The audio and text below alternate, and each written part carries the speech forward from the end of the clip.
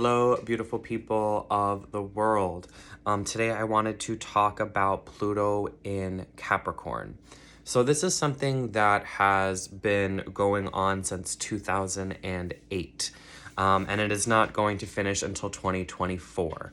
I think it is extremely indicative of of this societal situation and shift that we have been going through.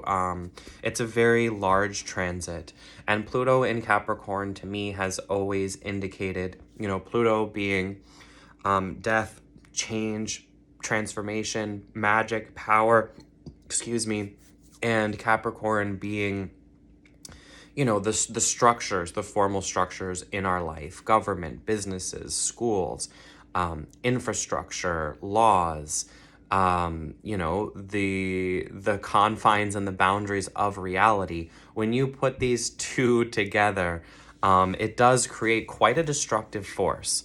And I think that we have been seeing that society and humanity and all of the things that keep us together have been rapidly shifting and crumbling apart during this transit, especially over the last few years. It has definitely exacerbated. Pluto was a bit at its midway point when we were electing Trump, which was such a disruptive and dismantling aspect, at least in America's history. Regardless of your political views and who you voted for, it is undeniable that it caused an extreme division within our country, and that it created a large amount of fear, and that it really disrupted the general flow and feeling of how it is to live in this country. And it really pitted us against each other in a way that we are still not recovered from, in my opinion. That really was sort of the moment where it tipped, the tipping point. And when Pluto became a bit further in its cycle past the halfway point, and we've sort of been tumbling downhill ever since in a lot of ways. In March of 2023, it is going to go retrograde. We're gonna peek into Aquarius just a little bit. It's going to go back. It's not going to fully move into Aquarius until November 2024.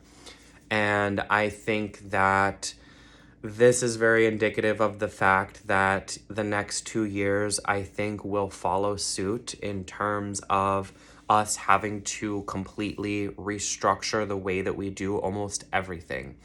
COVID happening during this time and the pandemic during this time just really is on theme as far as I can see it astrologically. It really makes sense when you put it into context of this transit.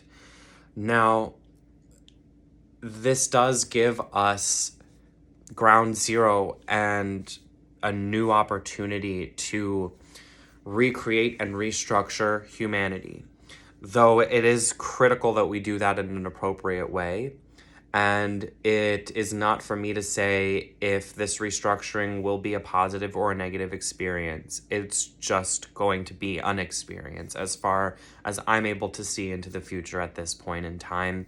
It's really up to a lot of different factors and a lot of different things, and each individual human on this planet and how they move forward during this time, and what they contribute to the situation or how they stand in the way of the situation. I think that while there are many developments as far as green technology and businesses trying to step forward in better ways and have less of a devastating ecological impact, I think there are equally as many advancements in science and technology that are very dangerous in terms of certain aspects of space exploration, robots, genetic manipulation, engineering, etc. While a lot of these things can be classified as new and exciting and could save us, I think equally they can really destroy us at the end of the day if we're not being careful. So when Pluto moves into Aquarius, that whole next transit, that whole next, likely 15, 20 year time period. I haven't quite looked into the date range or the retrogrades, what have you, but it tends to be, quite a long transit. That next stage in our society is certainly going to be about what is society anymore? What does it mean to be a human being? How do we relate to each other? How do we want to relate to each other? How do we see ourselves moving into the future? How do we move into the future effectively in a way that is good for everybody? I think that is certainly possible. I think that it is definitely a lot easier said than done. And I think that there is a chance that the new society that emerges from all of this and that period of our lifetime could very much more just focus on survival for the generations that currently exist, rather than creating a good, nurturing, and healthy environment for future generations to build upon. I still try to hold hope that is a possibility that will come out of all of this, but in a lot of realistic ways, things drastically need to change and be ripped apart and to be restructured. And I think that when we get to the point when Pluto is in Pisces, that really is sort of like a judgment day of an energy to me when I look at what the world looks like in 40 years. And I think it is very indicative of Pisces energy, of the end times, but of complete resolution and universal connectedness, and nothing being able to hide anymore in that moment. And after that is Aries. And I think that if we make it to Aries in Pluto, I think we've got a really good shot. But I think that the next 40 years are going to completely define whether or not we survive as a species, whether or not this planet can maintain stability enough to even support life such as us right now. There are a vast majority of animals and souls and consciousness that have completely tapped out because this planet has become something that cannot support and nurture them anymore due to the actions of human beings and due to our selfishness and greed and continual expansion and destruction of the planet. And in many ways, in terms of inertia, I don't see that stopping. There are many people who would never be willing to give up their way of life and their way of doing things and their wealth and their privilege and what they've attained so that other people could also share within that. There simply is not enough education or resources about this in the world. We would probably have to be educated from a young age about how to make more environmentally conscious decisions. And I'm sure that recycling is taught in school and what have you. But the truth of the matter is we're already running out of resources and time. I think that is a very real situation that we are dealing with at this time. And I think that Pluto in Capricorn is going to continue to roll out and have things crumble a bit over the next few years in ways that are probably extremely uncomfortable and unsettling and very dramatic for us to experience and to observe as human beings. I think that there is a lot of wisdom to be brought from this transit, and I think that Capricorn and Pluto can, at the end of the day, show you how to recreate your life, how to restructure your life so that you have the resources and the power that you need to in this lifetime.